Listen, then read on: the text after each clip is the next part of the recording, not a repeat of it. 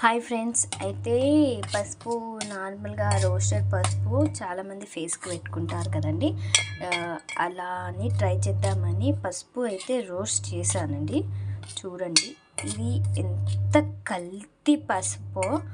ఇలా చూడండి, ప్లాస్టిక్ ఎట్లా అయితే తేలి నిప్పుగా మారిందో, నిప్పు కణికల్లాగా ఎలా మారిందో చూసారు కదా. ఇంత మోసం చేస్తున్నారు జనాలని. నిప్పు కణికలు చూడండి ఎంత ఎర్రగా అవపడుతుందో. ఇది ఇప్పుడు నేను రోస్ట్ చేసి మినిమం ఒక 20 మినిట్స్ అవుతుంది. 20 మినిట్స్ నుంచి ఇది వెలుగుతూనే ఉందండి. ఇట్లా కలిపిన ప్రతి ఒక్కసారి ఆ నిప్పు ముద్దలాగా ఫామ్ అవుతుందే తప్ప ఇది మాత్రం ఆరిపోవట్లేదు.